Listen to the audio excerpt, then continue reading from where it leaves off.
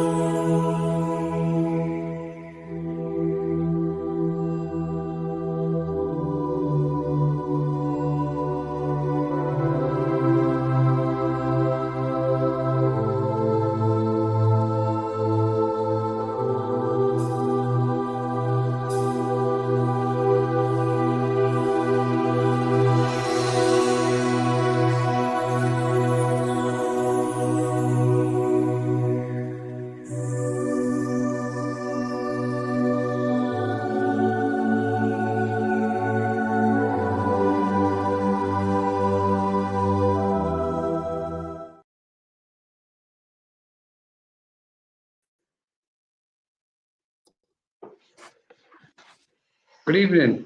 Hi, Jennifer. Hi, Colin. Hi, everyone. Thanks for being on with us today. Thank you so much for joining us. Good evening, everybody, or good afternoon, good morning, wherever you are around the world. Thank you so much for joining Menorca Consciousness Group with our exceptionally special guest, the very loving Jennifer Rose. Thank you, Jennifer. Thank you for joining us. We're having some feedback, Colin, so give me just a minute to see if we can clear that up. We'll see what's happening here. Yep, that's okay. So we're just going to say a big thank you for everybody who's joining us. Is that any better, Jennifer? Still getting it? Okay. Okay, I've got a little bit this way. Let's see how it goes. Okay. So, are you getting feedback? That's not too bad now, actually. That's okay. Okay. I think we're okay. Well, happy holidays, everybody. Yes. Good to see you. We've got a lot of beautiful guests coming on. Our friends Evelyn and Jennifer and Todd is here, and Nancy and Heidi and Jeffrey and Abla. Oh my gosh. Abla. Hi, Abla. Hello, everybody. Hello. Hi, Jennifer. Nancy. Happy Christmas. Thank you so much for everybody for joining us. Thank you. So it's very, very kind of you. And thank you for bringing your beautiful lights into this space. I've been excited about this for, well, sometimes since we first planned it. It feels like 2 or 3 months ago now. It's just gone on for some reason, but really looking forward to it. Thank you so much, Jennifer, for joining us. And we know tonight's topic, although we're not going to be giving messages as such, the topic is coming home to love, and everything is going to be about love. And what a better person to invite than Jennifer, who just exudes it completely all the time. So everybody what knows Jennifer knows there's just this beautiful immense love coming off her. So thank you so much, Jennifer.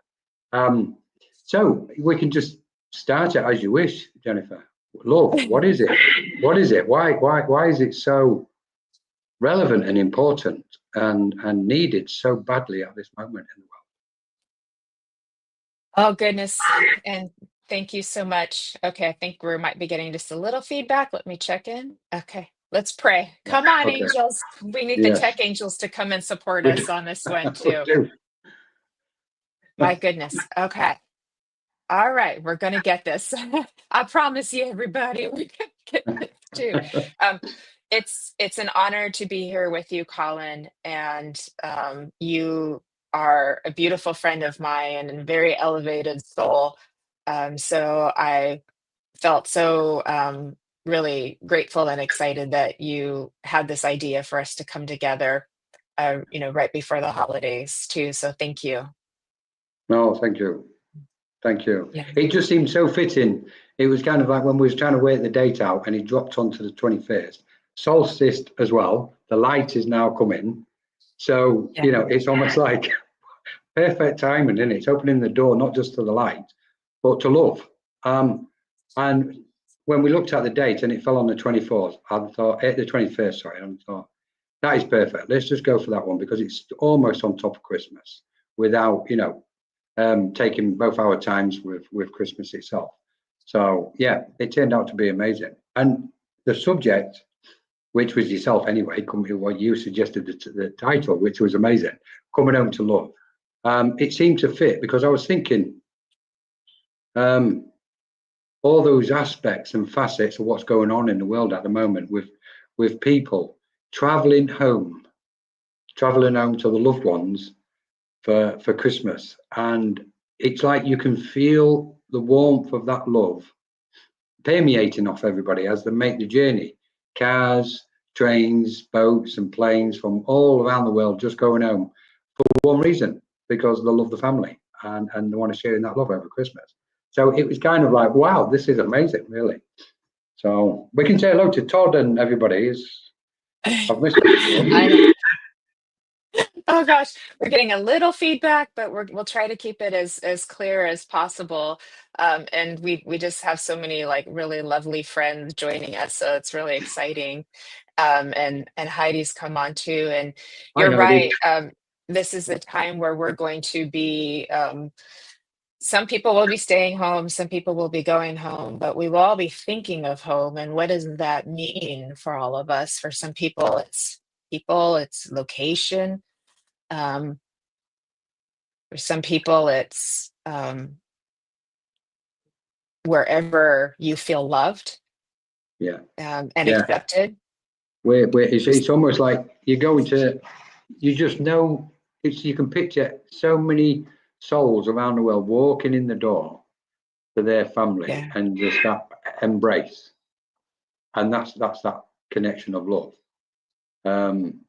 And it sparks. It seems to just spark an extra light in all of us. I absolutely love the thought of it, to be honest.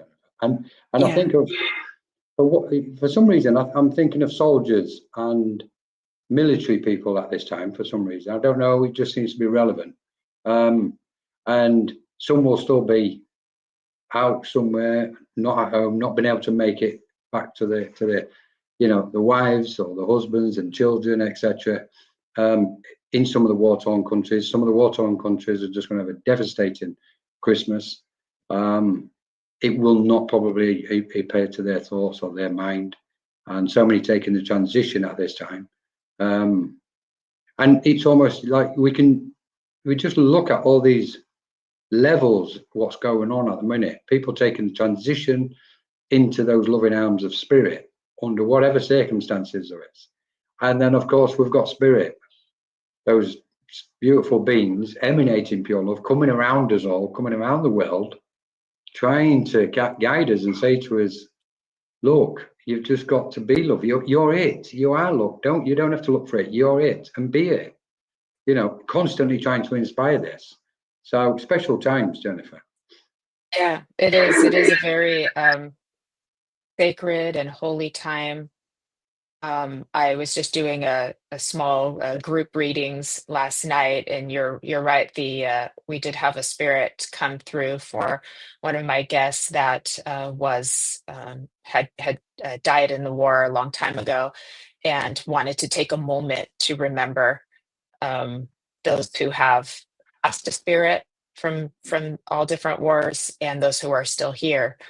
That are missing home or feeling lonely too. And so we took that moment for that as well. And so, and you're right, home is also spirit world too, for people who are getting ready to go home in that kind of way, home to spirit, home to God too, and then home to yourself.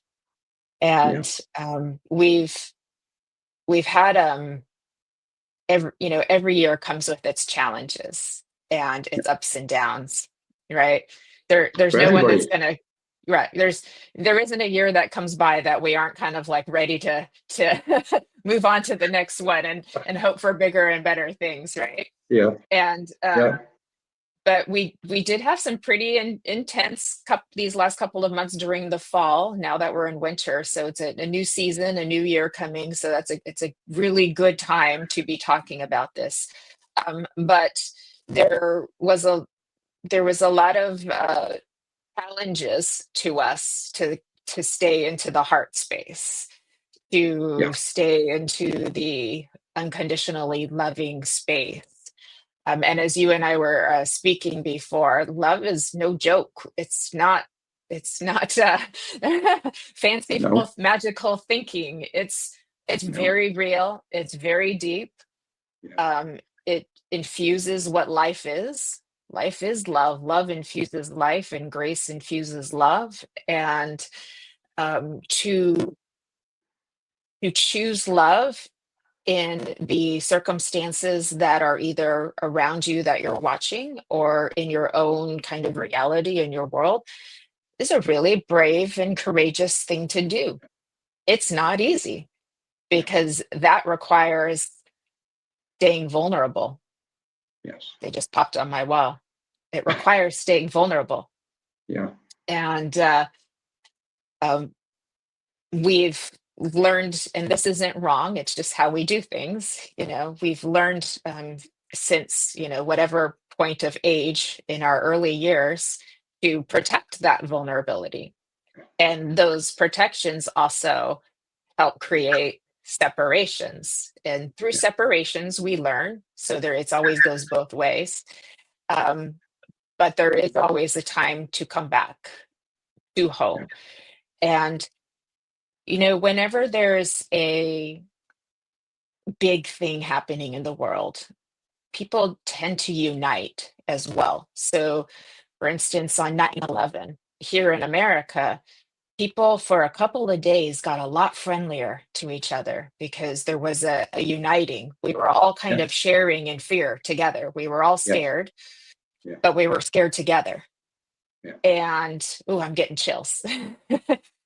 And whenever in my past, if say there was something that happened in our community, something that was dangerous, or a natural disaster, or somebody had gotten hurt, or something like this, people would really want to hold on to each other, hold on to the ones they love, their family, their kids, their friends, because it's that reminder.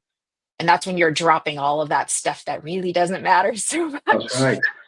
Yeah. And you come back home again. It's like, you remember, wow, life is short. Nothing is promised to anybody. Yeah. So what do we do with that? You choose to love bravely, boldly. That means forgiveness. That means vulnerability. That takes a lot of courage to do that. Totally agree, Jennifer.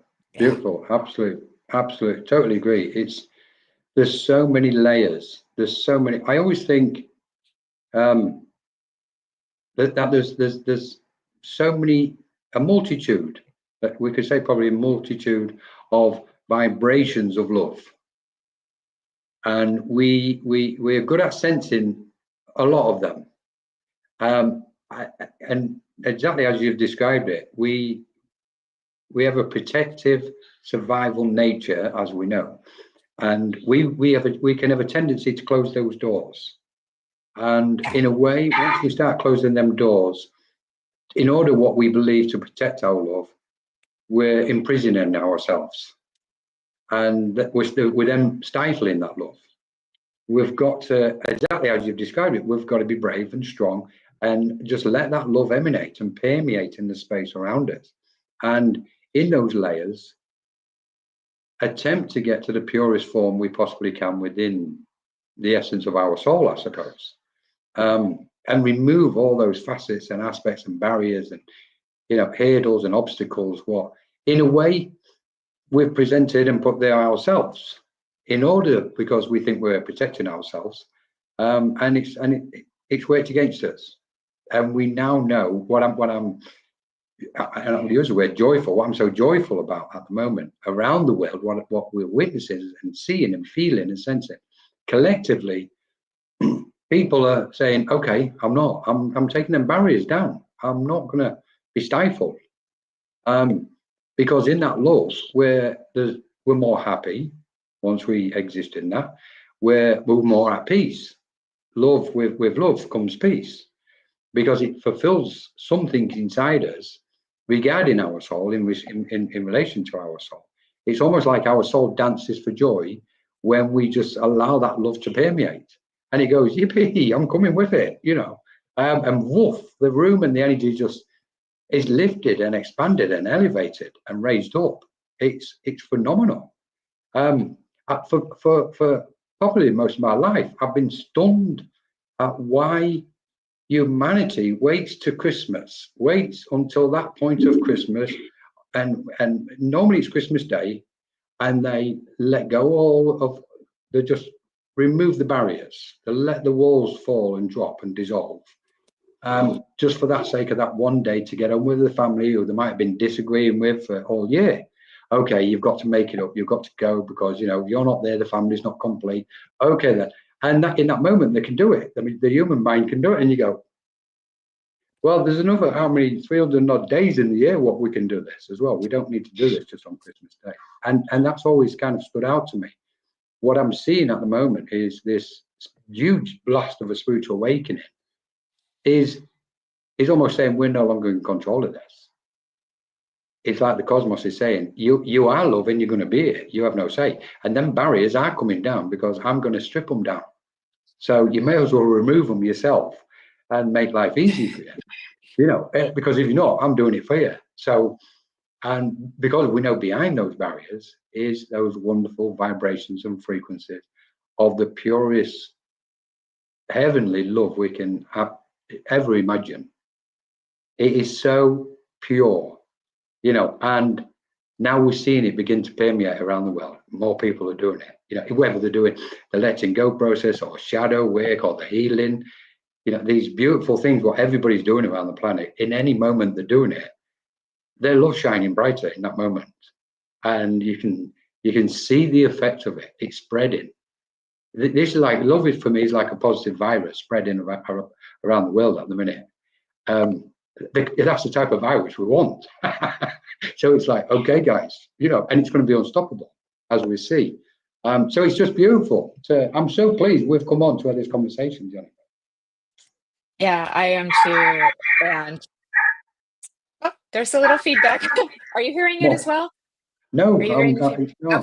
Okay. So it's just on my end. So as long as I only hear it, I'm happy with that too. So also, I just wanted to say hi. We have a lot of beautiful friends that have just joined us too. Francis and Melinda and Maggie and Mo May. Miss Debbie Romero is here. So we've got, oh my gosh, we're so lucky. Hi, Debbie. Hi, Melinda. Iris. Hi. And Maggie. Hi, Maggie. Thank you.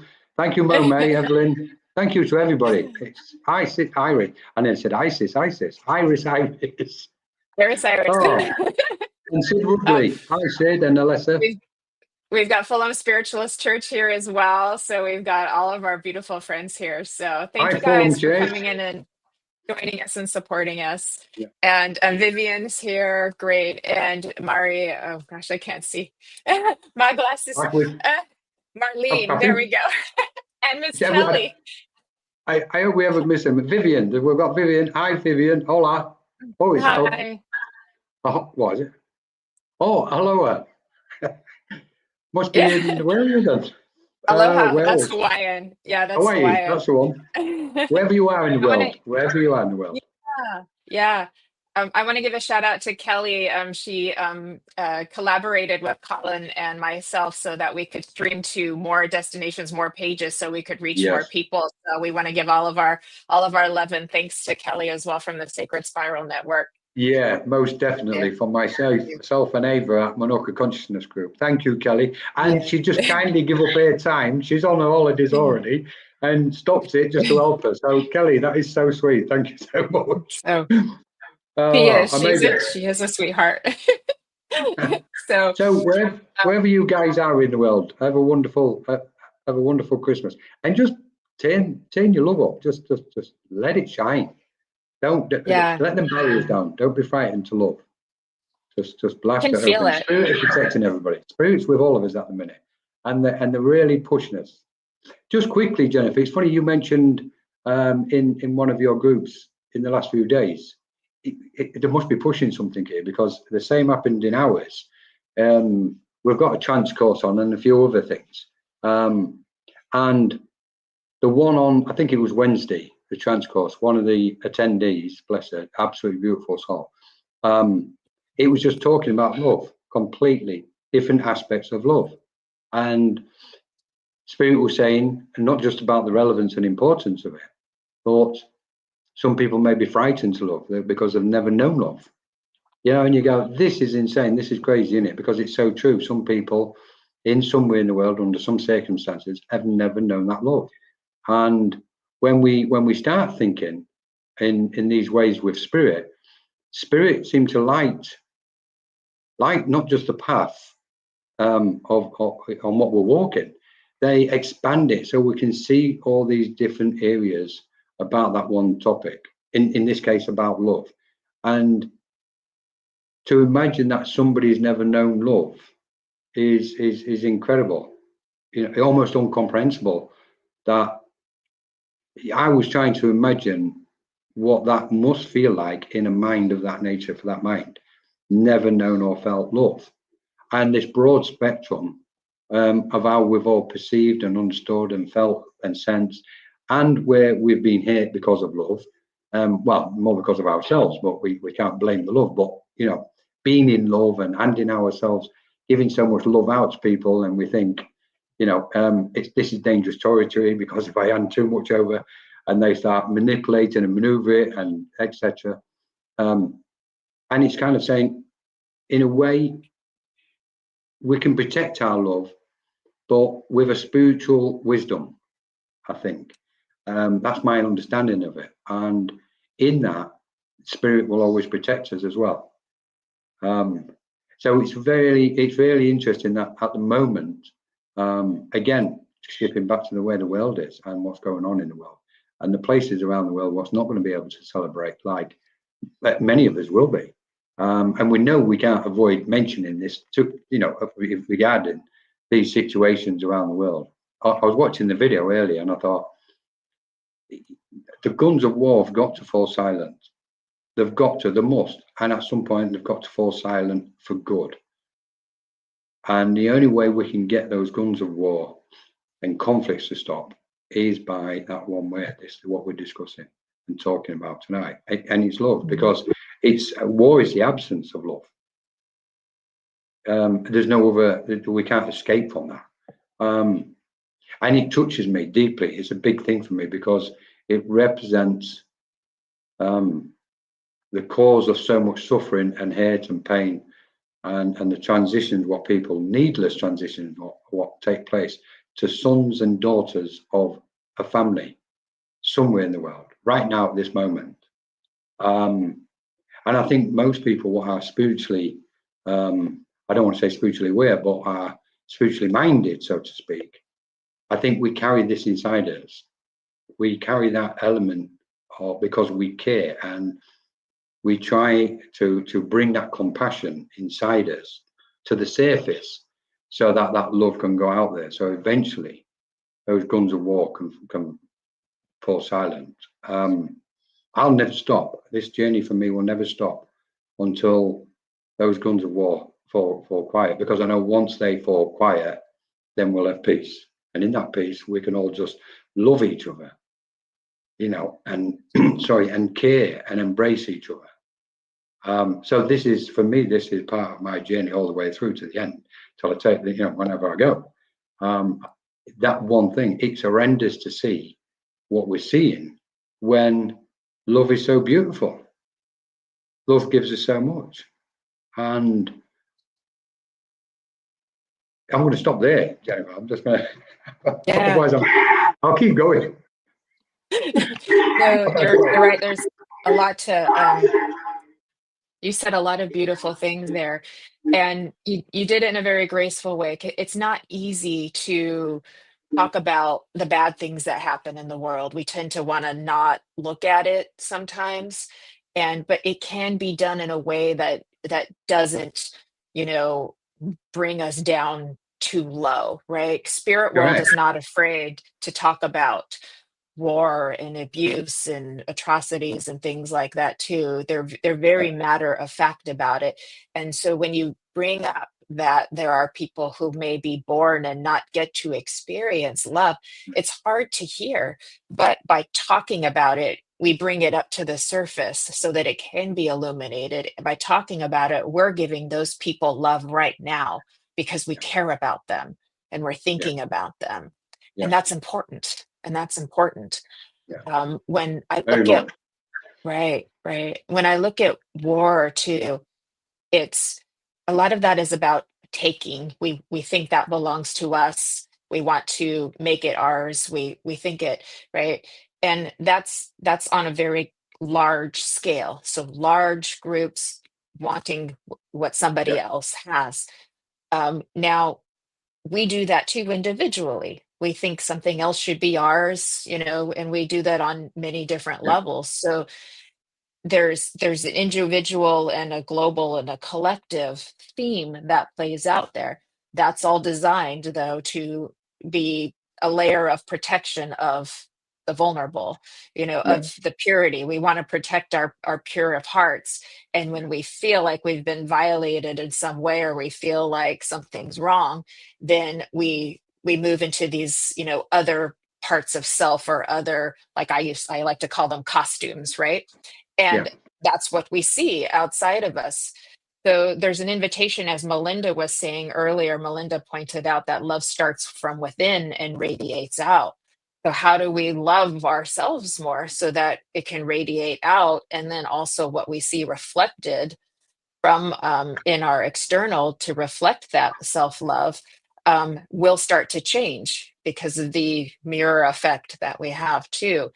And that requires, really embracing all of yourself. So, as spiritual people here and spiritual beings here, we very much always want to be positive. We always want to choose the Yeah. good and things like that. But that doesn't mean anybody on here doesn't ever have a negative thought or a negative feeling, right? But negative Yeah. isn't bad. It just is. It's Yeah. only bad if you decide it is, right? And so, but if you stop and say, wait, what do you have to tell me, thought, feeling? What do you need to tell me? And then just allow it to be and give that unconditional love, then it integrates back into your being again, right? And so that Yes. war of self, that war of separate self and different parts of self begins to dissipate, right? And Yeah. then we have more love, we hold more light. People get out of dark night of the soul, and everything in the world is beautiful. Like, it's like a little grain of sand is miraculous. This grain of sand, right, is miraculous. Right? And that's when we're in like that pure essence of being. And so if we can remember those times, everyone, when we felt the pure essence of being, that just deep reverence and appreciation just to be alive, just to have your breath and your heartbeat. Because this is a split second, our lifetimes. It's Yes. it's a split second in time. And what do we do with it? Make the most of it. Love with all that we have.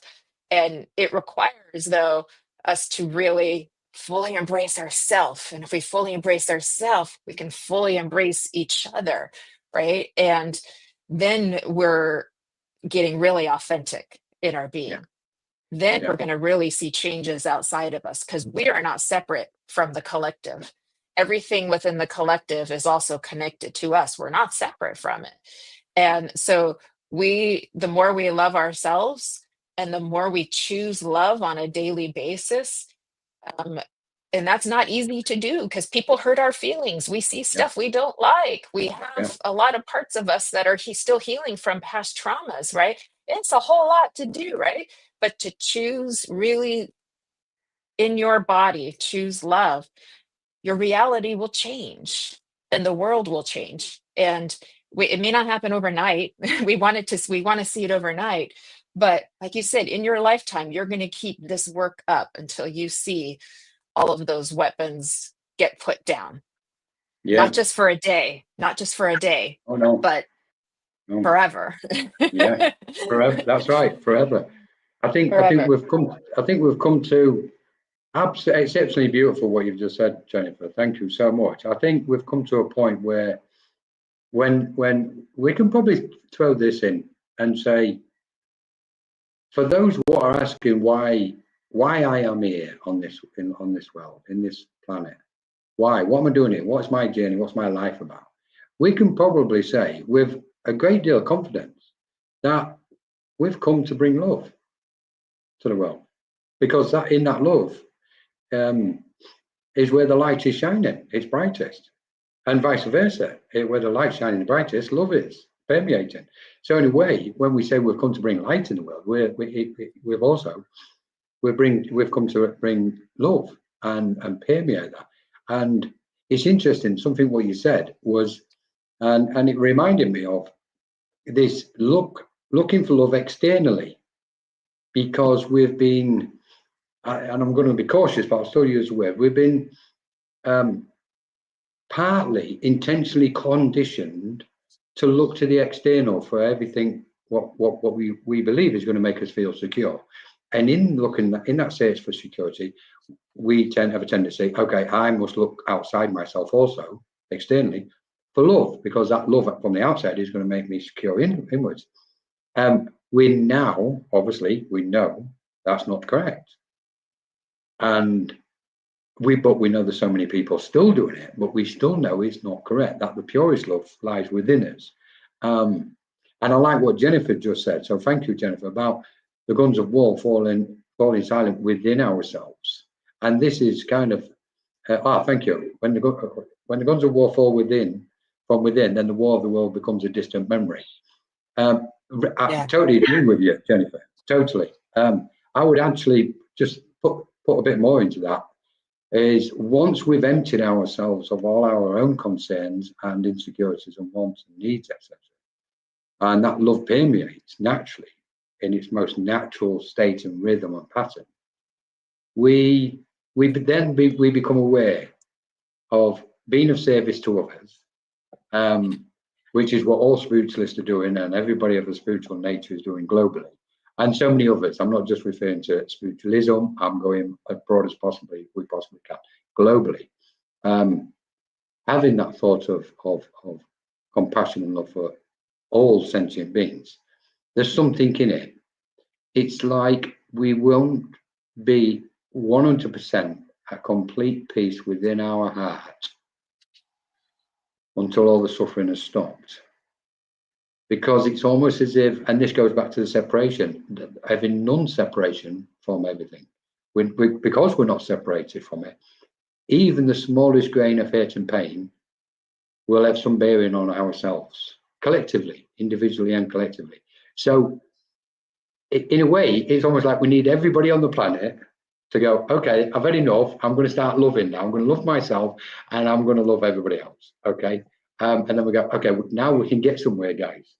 Because from that point, we can ascend the spiritual ladder, so to speak, even greater and further, and all the beauty of spirit and the communion with spirit, as we understand.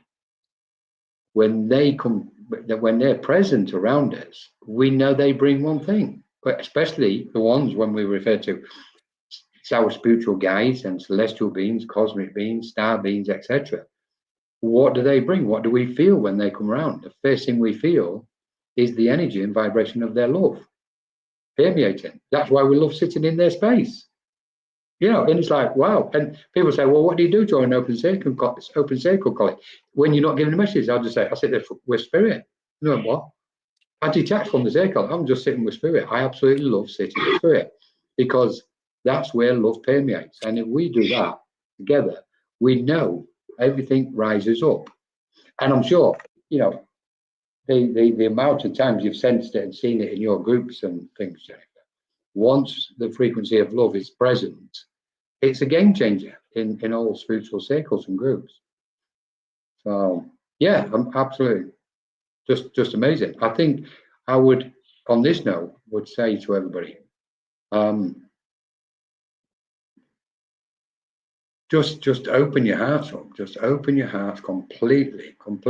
No sense of control, and no barriers, no hurt and pain or thoughts. Try not to even think. Have no thoughts. Just be that love and merge with spirit and the love of spirit, the love and light of spirit. And this is, I think, one of the big messages for humanity. What Spirit's trying to convey at the moment. This is a big push. Just remove any barrier within yourselves, whatsoever. And it doesn't matter. And like Jennifer was saying, have that bravery, have that courage. and just drop those facets and aspects and layers of what's around your soul and around your heart, and just let your love permeate and feel what it does, see and watch and observe the effect it has on yourself and others around you. And it's a game changer. We know this. So anyway, I'm starting to drift. I'm starting to move through the frequencies. That's what happens when we're in the energy, I know. Too. And I saw Fran was saying bohem style everywhere the hardest to send love, it's the most needed. I think she means bohemian style, yeah. Wherever love is the most needed, we do that. Vivian is saying sending love to every person, pet, and plant at this moment. Oh, that's beautiful. Hi, Stacia. Hi, Tammy. Hi, Mark. Oh my gosh, we got so many beautiful people here. Hi, Stacia. Yeah. And Heidi Trudy. is saying gratitude Oops, and nature are game changers. That was Heidi. She was saying gratitude and nature are game changers. I can see it. Thank you, Heidi. Yeah, beautiful. Thank you all for your comments. We can open this up, can't we? It's like when gratitude and nature is like, okay, let's have a look at that word gratitude and where love is, and nature, the love what nature gives us. I like it's gone. There was a comment what I really thought was very poignant. I'll find it, Jennifer. I'll just okay. Vivian is asking us to pray for the homeless, the prisoners, and the pets without forever families. Oh, Fran is saying she doesn't know where Bohemian style came from. She just meant to say where. It's not a mistake, Fran. Well, Fran, it's definitely not a mistake, because me and Eve at this moment are actually in Bohemia, which originates in Czech Republic. Funny enough, so you definitely tapped in, Fran. She's very tapped in. Oh my goodness. Just keep sending your comments, please, if you will, everybody. Just put whatever you wish to say. Just say what you would like to say. Let's have a look at it. Let's just have a magical. I think it's like really start a love revolution, like radical love, and like really like make an intention that together we will, choose it in a way that really affects the space around us. There's a lot of energy in that. There's a lot of momentum in that, and I can feel that. And what you were saying too is when we feel the love of spirit around us, how we get those chills and it feels such a high frequency. And it's like, this is a beautiful reminder, like that is also us. We are that. We are that, that which we are experiencing, where we go, oh my God, you are also experiencing yourself in that moment, because it's spirit meeting spirit.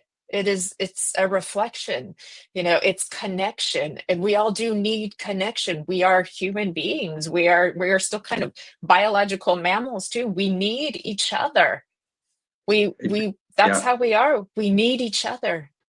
So definitely. It's like we need to hold close. Sometimes I hear of letting go of attachments, and for the most part, I agree with it. But I also know that we hold on to the ones we love too. It's both. If we hold on, but not in a way that necessarily causes us internal suffering, but it's love embracing love. Yes. Yeah. It's almost you can liken it to two forms of energy, masses of energy between two people. What the two souls are emanating, coming together, and there's this multitude of unions taking place individually on all sorts of frequencies, and yet collectively as a whole. And it's then working out, decoding, deciphering which ones is doing what to us. And it's like, forget it, it doesn't matter. Just trust the one where you're just permeating that love, because that's the one what I believe guides us more than anything. I'm just going to say hi to Tracy from Scotland and Stacey. Hi, Stacey. Hi, Tracy. I hope I'm going to pronounce this Odea. I've probably got it wrong, sorry. Gratitude is a fine antidote for being distracted by creating separation. Oh, I like this one very much. So I could be misreading this. Are you saying gratitude creates separation? I think he's saying gratitude helps when we get distracted by separation. Gratitude is the antidote, the remedy, the healer. Right, thank you. Is what he's saying. Very true. It shifts the energy. That's my friend Jeffrey. It very much shifts the energy of going into gratitude of like what we're grateful for. Yeah. Got it. Okay, I was thinking, hang on, which way are we interpreting this? Yeah. So it's actually helping it's like bringing us back to the core, and we're of the, let's say, the unified energy, so to speak. Thank you so much, and I hope I hope I got your name right. Kodea. It's got to be Kodea.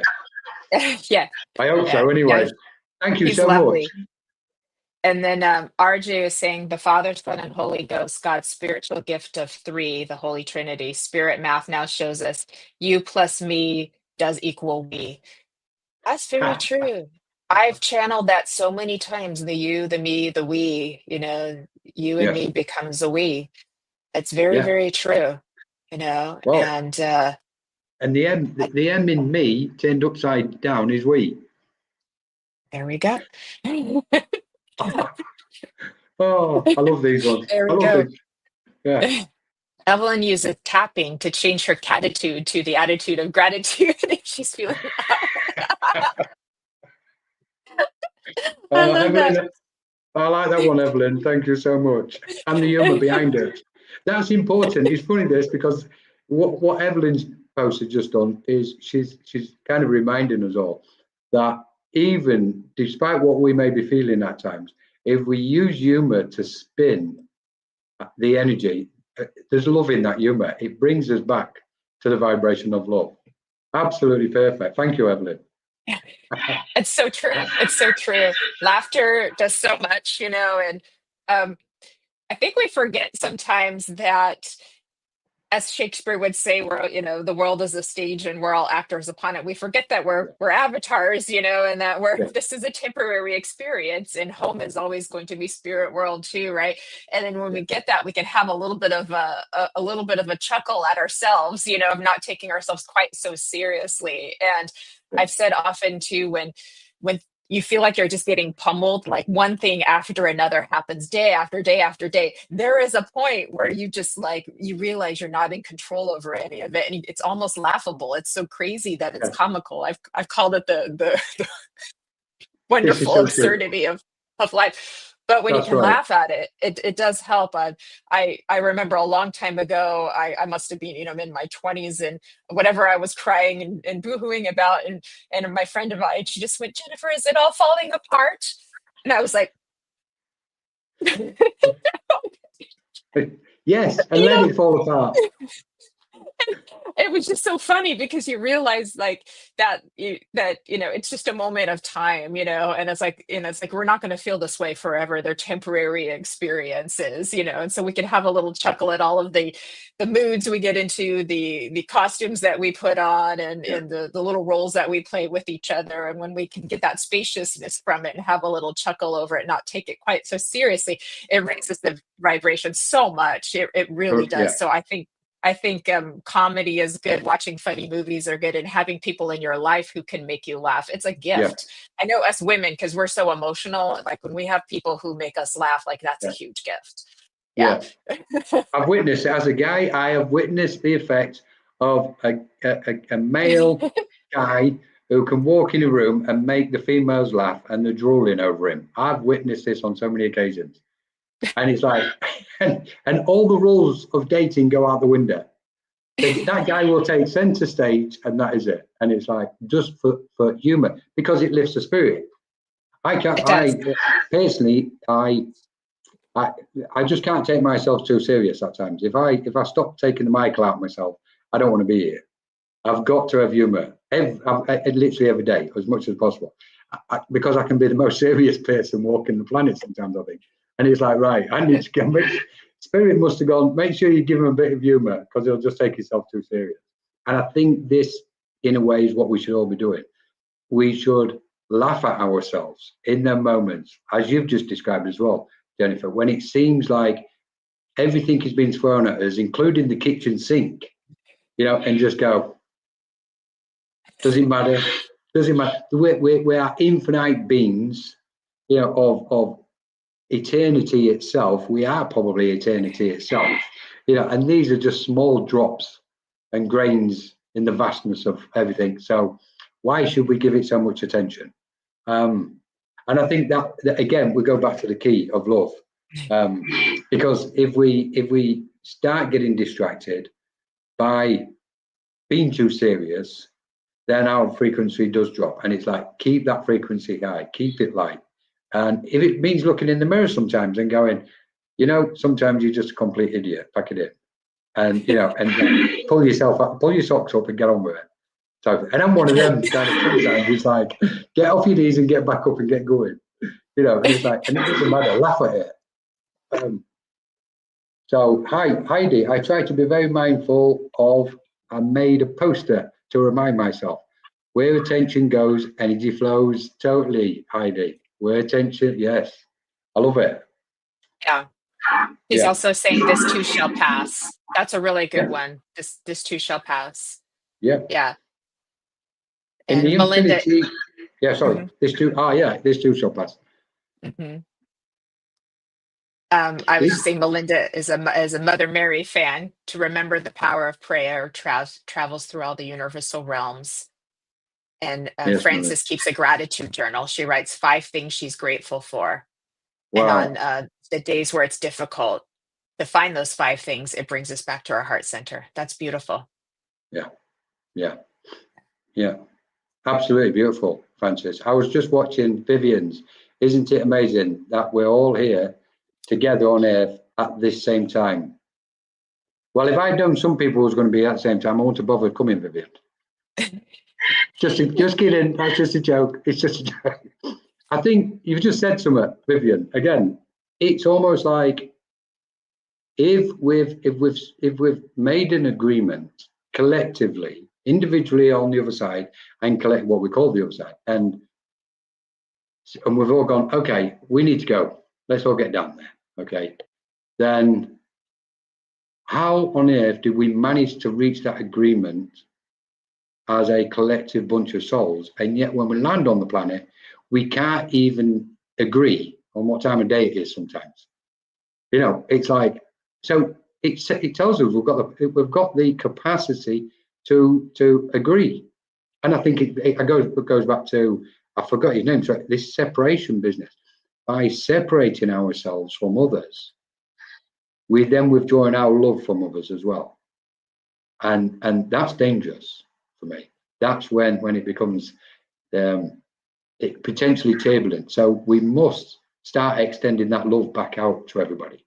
And just be kind and nice to people when we see them and speak to them. And okay, everybody has off days, everybody has bad days, everybody can be low or too high, whichever way.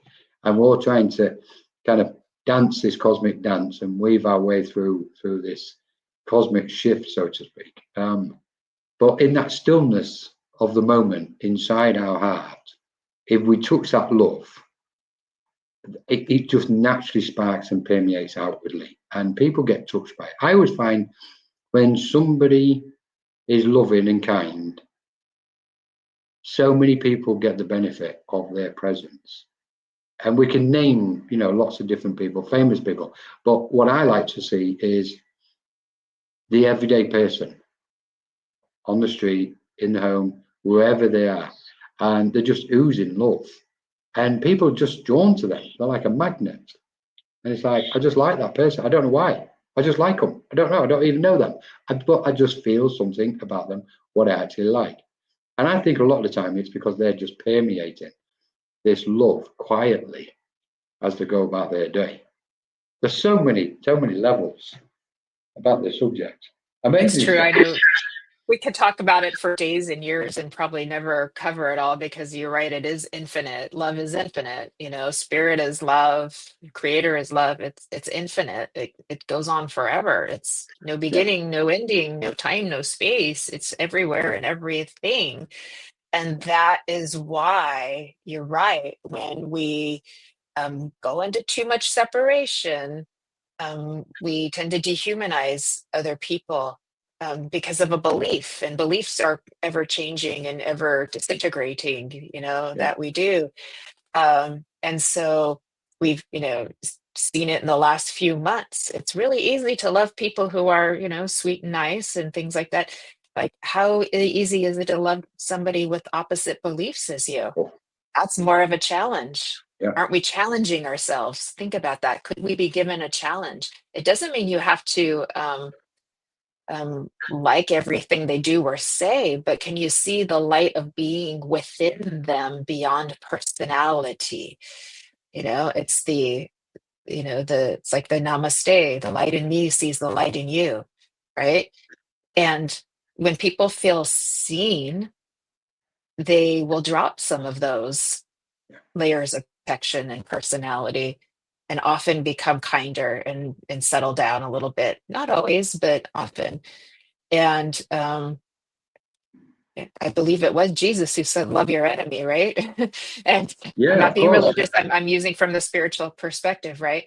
That's not easy to do. It's a challenge, right?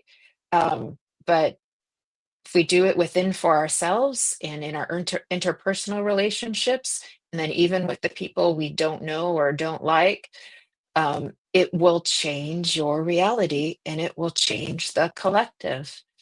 And it's a team effort. So spirit, yes, all these beautiful angelic beings and high vibrational different beings from different dimensions coming in to help us. Yeah, different realms and dimensions coming in to help us. But they're not going to do it all for us, because then it would be taking the experience away from us if they did it all. Like, it's the experience of us to find it, to discover it, to practice being it. And, we're all going to get hurt. People are always going to hurt our feelings. We're going to have experiences that are really, really hard to get through. And, staying vulnerable, staying open hearted, despite that, is not easy to do. It's a decision. It's a decision to just, as best you can, stay in a state of grace, walk with grace. It will change your life. It doesn't mean you won't be sad. I still get sad. I wake up sad sometimes and I go, "Oh, what's in there? Who wants to talk?" That's, in my multidimensional self. And we just hold each other. "Oh, okay, I feel better now. Let's get up and have some coffee." Yeah, coffee does the trick. Good Oh, chat it's and wonderful. coffee. Cheers. Absolutely beautiful, Jennifer. Beautiful. It's Thank you. interesting, the aspect of the challenge. Loving somebody what we believe and think we don't like. This is where the illusion of consciousness comes in a way, for me, or an aspect of an illusion. When we're abiding in the light of our soul, and as the love permeates from that space, we know deep down, most profoundly, we love everybody. Because if we believe we are love, then we've got no escape from one truth. It means everybody else has got to be love. It's not a singularity, as in exclusive to us. And it is a challenge, exactly what you're saying. I find it fascinating what you've just said, and very relevant during these times, because there's such a duality and divide and division going on, because people are failing to do exactly and think and feel in the way you've just described. I don't love that person. In fact, actually, I've got hatred for that person. No, you haven't. Nobody got hatred. It's an illusion that we can go into and talk about that, but it's not. In our purest form, we are love, and we love every single soul and being in existence wherever it is, as far as my understanding has taken me so far. And we can draw it back and say, okay, let's look at it in an earthly manner. And our ordinary earthly gross mind, which is quite dense in its frequencies sometimes, and it'll go, and we're selective. We're selective with our love. This is one of the issues. Oh, I love you. I'm going to love you. I'll love you a bit more than I'll love that person. And we do it in a way. Evolution at the moment is dictating that in itself is done, because we will love somebody closest to us more than what we will love somebody more distant who we're not aware of. Naturally, that seems to be the natural thing. And yet, in the true nature of reality, we don't. We've decided to control who we give our love to and how much we give to them, including our family members, our friends, work colleagues, politicians, etc. And when we abide in that space and just go, what you put on a couple of months ago, and you said, just tell people that you love them. And I absolutely loved it. I see your post. I was watching it when you were saying it. I thought, I'm going to say it. So it's like, okay, I love you, Jennifer. And I could see your post, and there was kind of like struggling. Well, I'm not sure I can say this publicly. I want to say it. You could feel all these vibrations playing out. And it was like, I was kind of screaming somewhere on some level at everybody going, just say it. Just say it. Just say I love you. That was a brilliant post what you put out for me. I know, it was like, make it weird. I think it was like, make it weird. Tell everyone you love them. Like, you did. You did. What do I do with that? It's so funny. I would say one thing, and I know time's moving on now, but I would probably, if I was asked, then, and some of you can go, well, we're not asking, but we're going to say anyway. Don't be selective with your love, because by being selective with your love, you are helping divide and division be prominent.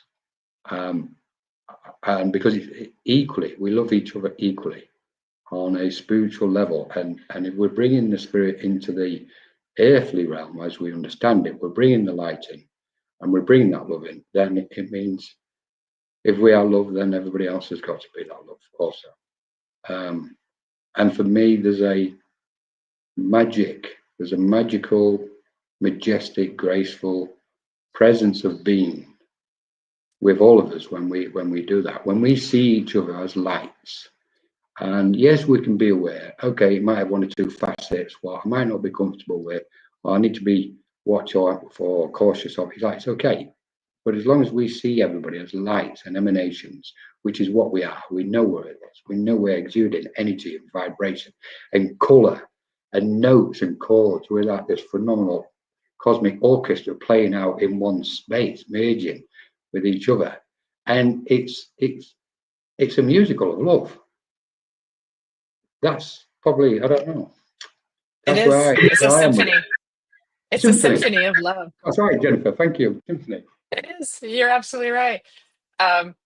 Full-on Spiritualist Church is saying love without control, possession, and manipulation is divine. That's unconditional love. Unconditional. Yes. It's through the eyes of the divine. I absolutely agree. Yeah. Hi, Ed. Tips top hat to you, my friend. Thank you, Fulham Church. Have a cry and turn on a good song. I love that. Have a cry and turn on a good song. Let it out. Cathartic. It moves that energy out of your system. It's very cathartic. Yeah. Heidi's saying crying is an awesome release. She used to think it was lower vibration when crying, but it's actually a good thing. Energy has to move. Absolutely. Spot on. It is okay. All feelings are okay. We just have to learn to love them. They're the challenging ones, right? Yeah. And I think as spiritual people, we sometimes think, oh, if we feel that, then we're bad, so we have to make sure we're always this. And it's like, yes and no, because if we reject if we reject something that is in our experience, then we're not, loving ourselves in that. So it's like, those are always just little challenges to say, well, how do how well will you love me, and how well will you love me? It's like the little children in your consciousness need love too, right? And so that's how we mature them, right? By giving them love and understanding and maturing too. So I love that. Yeah, Definitely. crying absolutely is beautiful. If we hold that one back up, Ava, if that's okay, with the crying, because that's a really important point for me, Heidi. I've carried this with me over the years, Heidi, in so much that I think crying, teardrops, we'll say teardrops. Teardrops are, in a way, one of God's purest form of healing. Whatever you may perceive that God to be, a cosmic being, a source, whatever, I respect your perception on it. But if we refer to that presence as a God, I would say crying teardrops are like God's purest form of healing. And within each teardrop, if we look closely within each teardrop, we will see a glistening truth reflecting back to us what we need. So I totally agree. Crying is awesome. And when it's released, because it's transforming energy as it's coming out, and we feel lighter we feel better for it, we feel clearer because of it, and our energy is a lot lighter. And you're spot on, Heidi. Energy has to move. Love it. The diamonds of the soul. Yeah. Diamonds form under pressure, right? The diamonds of the soul. That's what I got with that too. Yeah. Thank you, Ava. Vivian is saying we always have our guardian angels. She asks our guardian angels to speak to other people's guardian angels with love. That's another idea. If you're not able to send love or say a prayer because someone's hurt you so much, or because you're so distraught about something, so ask someone to do it for you. I can't do it. Will you say a prayer for me? Spirit, will you send them love for me on my behalf? Because I just can't find it in me right now. That still works. It still counts. Yes, it does very much. Yeah. Abla says she doesn't, when she doesn't like something in somebody, she actually has that same thing in me, but not aware of that. So it is true. It's like we are everything and everybody. We are infinite, eternal beings, multidimensional, right? And so that is a big challenge to learn to embrace and give that love and acceptance to, and do that inner work. That's the shadow work, right? That we do, and that inner reflection of what's inside us. And then, because otherwise we're condemning another person for what exists, in this dualistic reality, right? In the dualistic reality, yeah. Thank you, Abla. That's lovely to hear from you, Abla. Amazing. I love this one. This reminds me of the mirror effect. That if we're offended or hate or irritated or annoyed, whatever frequency or aspect it is, by somebody else, it's because it's mirroring something within us. That's my belief on it. So thank you, Abla. Abla's from Egypt. Abla, I'm gonna make an announcement here while we're on with Abla. Abla, we have a trance channeling retreat coming up in Egypt in March.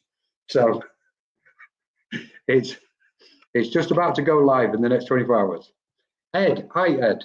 I agree. Hatred is an illusion of emotion based on our human ego. Why do we feel we dislike one who does not physically affect us? Jennifer, I think you better to answer this one, because I absolutely love this question. Yeah. Well, so these are our, again, these are the layers of personality that are on top of the pure light of us too. And so when we go into that layer, then we make somebody else an enemy of sort. They're bad, they're wrong, so that I can protect my goodness and my rightness, right? Back to separation again. It's the illusion. Yeah. It's just illusion. It's a costume that you're putting on, right? Yeah. And so that's why it just takes the practice of really doing the internal work, to really doing the know thyself. But know thyself also means don't be afraid to look, give it love, give it acceptance, let it be seen and heard. Even if that little voice of that part of you sounds like, you know, a petulant 5-year-old child or something like that, give it love too. Accept it, listen to it. Once parts of self feel heard and seen and understood, they integrate. Then you don't need all those. Then you know who you are. You know who you are. You don't need to get mad at everybody all the time. We're just surrounded by the teachings, aren't we? You've just it's almost as if you've just plucked the most beautiful teaching out of the ether, Jennifer, and just spoken it. We're surrounded by it. The ether is full of these wonderful teachings, what are so beneficial for us in every moment of every day when we choose, when we make that conscious decision to embrace them and then put them into action. I think it leads us to the aspect of action that we've got to, and we're at this stage at the moment now, I believe, where the action of spirituality, I believe spirituality, the word spirituality means the action, putting the knowledge and teachings into action, which means it, in effect, walking the talk. So when we start, and we're seeing it more and more every day now, I love it, I absolutely love it. And Ed, I totally agree with Ed about the illusions, etc. Just quickly, if I can, I want to go back to Ed's because he made the last statement about the ego. That was it. If we could just quickly, based on our human ego, why do we feel we're just like one who does not physically affect us? I mean, absolutely, so true, Ed. This is insane, isn't it? Because so many people will judge and criticize somebody else what they have no idea about. They've never walked in their shoes. They don't know the circumstances, etc. And so many other aspects, which I'm sure you've got going through your mind. The bit I wanted to jump on, though, it was based on our human ego. Thankfully, Ed, I really sincerely believe that this phase of evolution, if we give titles to phases or stages of evolution, however long that stage is, I actually believe we've been in the phase of ego at this moment, and this has been the age of the ego, and we're now seeing the ego dissolve and recede and fall away, and that's probably why we're seeing it ripen so much in the space around the world, in this realm or dimension we're existing on, what we call the physical plane. And I think we're coming out of the age of the ego, never to go back again, because we know the damage and, well, I've got to be cautious. We know on some layers the damage and hurt and pain it caused. We know it's benefited us in some ways because it's projected us almost like a payload on a rocket. It can project us into hyperspace. And in a way, I think maybe there's an aspect of ego which has been used on a cosmic scale to project this humanity's awareness into this awakening and into this ascension, and we're dissolving it. And just quickly, if I may, on one note, we may as well chuck this in on this bit. When we talk about moving from the third and fourth and fifth dimension, or moving from the third to those other dimensions, the fourth and fifth and so on, I firmly believe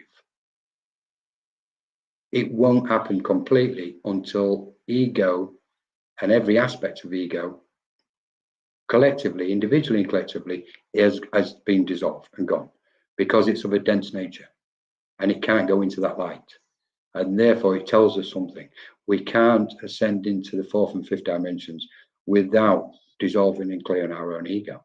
So you just raised it. Thank you so much, Ed. It just seemed a good point, because obviously sometimes it's our ego, that tension, that tightness, what stops us loving. You know, our pride, pride is representative of ego. It stems from, or ego is the source of pride. We know the damage pride has done individually, and again on a huge mass scale. And and where love is concerned, you know, and especially, I'm going to say this, and you guys can attack me all you like for this one, but especially with the male species, guys have been so tight and tense regarding showing their love, and it's commonly known now, because of their pride, which stems from their ego. It's like, guys, you just need to just loosen up and let it all fall away. Drop your pride and therefore your ego will have less control of you, and you'll be able to love. You'll be able to love the people around you and yourself. Like Jennifer says, it starts here within us. Oof, I better shut up again. No, thank you, Ed. On behalf of us ladies, thank you. Oh, Appreciate. It's so true. Well, I mean, this is a guy talking, being a guy, isn't it? It's like, and I've seen it, I know it, I feel it. It's like so much. This guy, the pride in a guy is like, and it doesn't mean you've got to be feminine, guys. We're not going to get drawn into this. It doesn't mean you're being feminine. It means you've been responsible and mature. Holding on to pride, holding on to ego is like a small child in a schoolyard, and you can't do it. He's got to go. It'll go when you do it, but I know it's going to dissolve. So anyway, Jennifer, it's a layer of protection, and I do feel a lot of compassion for young boys who are not allowed to express their emotions and their feelings. This is one area that girls have a little more leeway for. We're not allowed to get angry. We have to be sweet, but we are allowed to cry. But then boys are not allowed to cry and be sensitive. And that's where some of that comes from. So it takes courage to work through that and to take the time, but it's a gift to yourself and to everybody else to take that journey for sure. And I wanted to say, Frances was talking about Liz Gilbert hands out "You Are Loved" stickers to people she meets as she goes about her day. And the number one rule is that she must give them to the people who are behaving in a way that makes her think she doesn't like them. Wow. Yeah, it's Francis. Like, I see you. I see you. And that's important because I know sometimes if I'm having an interaction with somebody and they've got that protective layer on, I will say, "This isn't you. Yeah. This isn't you," to try to get them back, to get them back again. Like, this isn't you. And then conversely, there are times where we do it ourselves and we act in a way that we're maybe not so proud of. And all you want to say is, "But that wasn't me. But that wasn't me." Because it's not your true self, because we are all good. We are all beautiful. We are all pure of heart. We are. So, it wasn't them. It wasn't you. It was just the illusion. It was just that layer of illusion that is on top of it too. So that's where the gold is in there too. It's so beautiful. We're all Isn't it? working on it. Yeah, it's peeling those layers off, and this is becoming common now. The layers, everybody's talking about the layers, but it's so true. It's a good description. Peeling the layers of the illusions around the soul, so we can be who we naturally resonate in a degree of vibrations and frequencies of light. Be exactly what we're supposed to be. I absolutely love what you put there, Francis. Absolutely love it, because that's a big one, isn't it? That is a big one. It's like,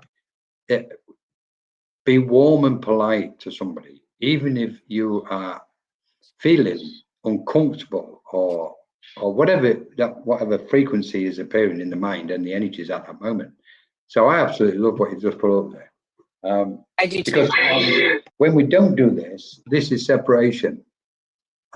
This is saying, well, just because somebody is different from me, instead of celebrating the beauty of them in a most magical way, we have the tendency to start judging. As soon as we step into that mind of judgment, and judgment is non-existent, we don't have the right to judge ourselves, never mind anybody else. That itself is an illusion, born out of the ego. The ego causes divide and division, and therefore we enter a period of chaos with it. And in chaos, love is absent. So the truth is kind of facing us all the time. The beautiful thing about spiritual teachings is it's telling us so much about who and what we are, and most importantly, how we can act upon them, but for each other. This is amazing stuff. Yeah, I love it too, because when they are behaving in a way that she doesn't like, and she hands out that "You are loved," it's like she's realizing two things: that the person who's behaving that way is probably not feeling very loved, and that's why they're behaving that way. And then she's really realizing too that by not going into that space, by realizing that she herself is love, then she can help remind that other person. Yeah. So it's a very elevated way of working. I love it too. Yeah. I love it too. Colin is saying, love you all, love me. That's perfect. Thank you. I can see Fulham Church. I can see Fulham Spiritualist Church be blasted with love over Christmas with these ones. Definitely. I think we've got a few minutes left, if that's okay. Yeah. Heidi is saying, Colin, that resonates deeply. And she loves what you were saying. She said, crabby cancer, what is it? Oh, there must, if you're a water sign, there must have been a lot of tears there then, Heidi. Thank you so much. Iris is Appreciate saying, that. I'm loving this conversation. Thanks for holding the space. Thank you, Iris. Yeah, so beautiful. And let me see here. Michelle is saying, hi, Michelle. She's one of my queen sisters in my area here. We can always look for the positive each day, even if on some days we might have to look a bit harder. Oh, I love you, Michelle. Love it. I love it. Thank you, Michelle. And Fulham is saying there's only one person in the room, love. Well, ain't that the truth? Ain't that the truth? I mean, exactly. I can't even respond to that one. Brilliant. We've spent a whole hour and 20 minutes to get to that. Yeah. Everybody sit down, back off. Love is in the room. There we go. It's in charge. Love is in charge. I know we think our little minds are sometimes the little me, and that's not bad. I give love to the little Jennifer, but there's a whole nother force that is in charge, which is the great infinite force of love. That's really what's running the show. Yeah. So to speak. Iris. And the ego is the worst and can get the best of us, all of us. I learned to let my ego go and acknowledge when I'm in the wrong. Well, Iris, I absolutely love that one. I'm a big believer in daily self-analysis and the benefits of self-analysis, because we reflect so much back to ourselves when we do that self-analysis, and our ego will clearly reveal itself to us when we go inside and look at ourselves and go, okay, how was my day? How did I do today? How did I behave? Did I say what words was spoken? Did I use the correct frequency or vibration? Without overdoing it and beating yourself up. I don't mean in that way. It's just that simple, gentle analysis and say, okay, I could have managed that a little bit better today, or I could have spoken a little bit gentler in that specific area or that specific conversation. So I absolutely love what you've just put there, and acknowledging it when we're in the wrong, because there's nothing wrong with saying it, is it? It's like somebody asking you a question. Oh, do you know such and such? No, don't. Sorry. Instead of making it up because of the ego, like, sorry, I can't answer that. I ain't got that information. You go. There's a lot of. Yeah, sorry. Yeah, there's a lot of. I'm getting some feedback. Okay. How is it? I was just saying I hope that's better. There's a lot of healing in being able to admit, you were wrong, or to say you made a mistake, or to say you're sorry. There's so much healing in that. And I've noticed with spirit world comes in through mediumship, they have no problem saying, yep, I did that. I was wrong. I'm sorry. They take full responsibility, and they encourage us to do that too. And forgiveness is a beautiful, beautiful thing. And it has, gotten me through some really tough times, and it's unconditional love. There's also value in the sorry too. There's a lot of healing in the sorry. That takes a lot of courage too. Forgiveness takes courage. So does the sorry. So does that take courage too.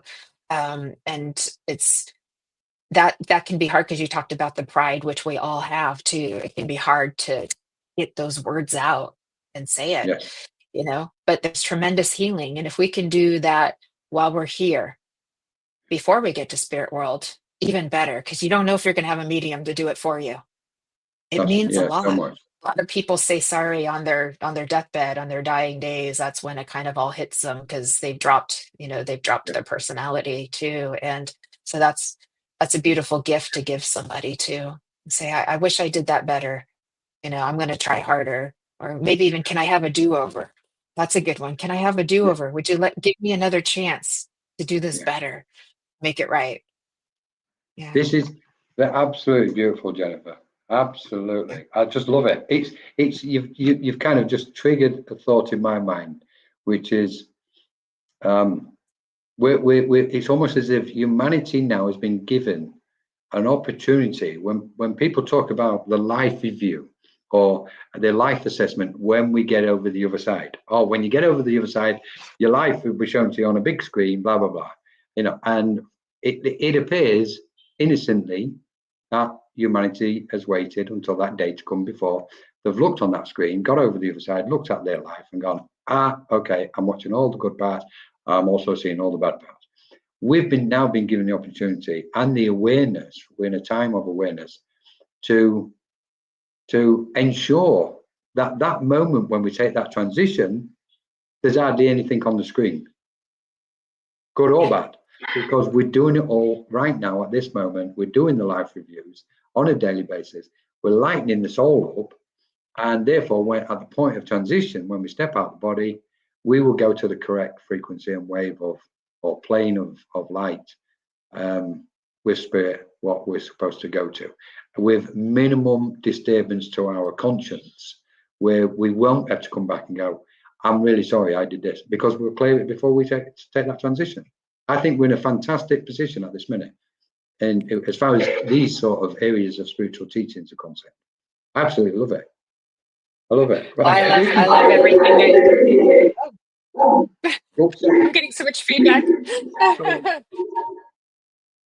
Sorry, Jennifer. Okay. I was just saying I loved everything that you've shared as well, Colin, too. And I'm really so honored to be able to share this space with you. And all of our beautiful guests have been, sticking with us this whole time. So it's like this beautiful container of love and grace that we've explored in many different facets today, too. But it will give us a lot I feel like spirits purposely gathered us all here together because we're in a healing space. So everybody who's been on and shared in this energy has gotten some healing or some elevation or a gift, and we've gotten to be it together and imagine like what we've created without even realizing. We're like, oh, we're going to talk about this and share all these ideas. And lo and behold, they're like, oh, do you know what y'all just did?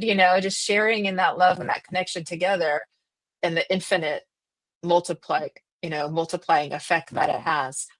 Yeah, that's pretty totally. awesome. If I may, I'm gonna put a bit more on that, because that is absolutely beautiful. If I may, I think, and this is to everybody who's watching, in its simple form,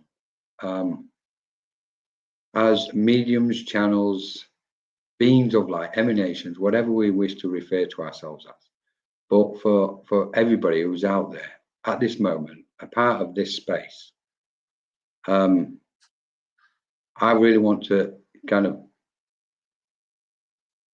support what Jennifer's just said, that it's almost as if Spirit has gathered us all here, so that there's a oneness, a collective oneness. And it's likely that in the light of all of us, with that sense of equanimity, and me and Jennifer have just been used as, simple vessels just to sit here, probably waffling on about love. That's probably not the intention what Spirit has planned. It's for all of us, yourselves equally, to come together. And this light in this moment is probably having such a huge impact in places and on realms that we don't yet have the awareness to grasp or understand or see and sense. And that's the magic of love for me. That equanimity between us all, and the purpose why we all come together is not really what we think it is.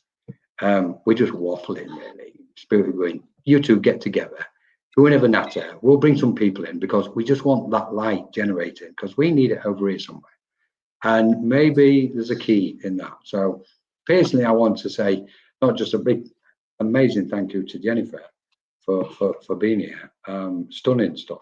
Thank you so much, Jennifer. But to every last one of you who's been present, watching, listening, having the patience, but most importantly, bringing your light into this whole space, because it's as equally important as everybody else is in this space. So thank you so much, deeply and most profoundly. I think, Jennifer, I really don't want to call this to a close, but I really think we've opened the door here, and I think we have to speak some more subjects. I was thinking, actually, we maybe we should talk on ego at some point. For where's he gone? I need to find his name. I can't pronounce his name. I'm so sorry. The difficult name, what I couldn't find. He mentioned ego. I think you're talking about Jeffrey. Jeffrey. I think. I'll call him Jeffrey. Or unless it was Ed. I think it was Jeffrey. Oh, there you go. I think it was Cody. Cody. Yeah, that's Jeffrey. Yeah. He says magnificent conversation, gratitude. So over to you for the final words, Jennifer. Christmas. I get the final words. Please do. Thank you, Colin. And I just want to thank everybody for coming on and staying with us in this beautiful space. You're all my beautiful friends, and I've gotten to make some new ones here today. And I feel your hearts, and I feel your love, and your beautiful light. And so I'm going to try not to cry with that too. And we've got some beautiful days coming up ahead of us, and I'm wishing you all happy holidays as well. And I hope that you can take this with you, this love and this healing that we've been in, and take it with you, and give yourself a hug and spread a smile to somebody here today. And the words that I often say doesn't change much, because they stand the test of time. Just remember that you're beautiful and perfect just as you are right now in this moment. You're good and pure, and you are love. That's what we are all made of. And it is transcendent, and it is infinite, and it is eternal. And nothing will ever break you. You are indestructible because you're spirit, because you're love. And doesn't matter how many obstacles you face. Just get right back up and keep growing. So I love you all. Merry Christmas, Happy Hanukkah, Happy Kwanzaa. Thank you, Colin, for setting this up and inviting me to do this conversation with you. It's been an honor and a privilege. I feel very, very fortunate. I want to thank Eva in the background. She's been taking care of us too, and Kelly Brickle for allowing us to share space with her as well, so that we could reach more people. So we are all very truly blessed. So may we remember all of our blessings, especially in these days ahead. It's a very holy, sacred time. Thank you. Thank you. Thank you so much, Jennifer. I'm just going to leave it there. I'm not even going to step into that space. So I'm just going to say, be the lover you are, everybody, and know that you are loved. I loved you. I love you. And there's nothing wrong in saying it to a stranger, because that's who we are. End of. And I'm leaving it with Jennifer's notes. I'm not going to step any further. Apart from thank you for joining us, and have a wonderful, beautiful Christmas as best as you can. And just let your heart shine. Thank you to Jennifer Rose for, I can't even say Jennifer Rose, it's like a beautiful name, but it's thank you, Jennifer. Beautiful friend. And thanks to Kelly and to Ava, there's no way I could have done this without Ava and Kelly, or yourself, Jennifer. Even technically, I couldn't do it, especially technically. So we'll see everybody very soon, hopefully. Watch this space. Thank you. And cheers to Spirit. Blessings from Spirit to everybody for Christmas. And thank you to Spirit for bringing this on. We'll speak soon. Thank you so much. Bye-bye. Bye, everybody. Bye, everybody. Happy holidays. Bye-bye. Bye, everyone.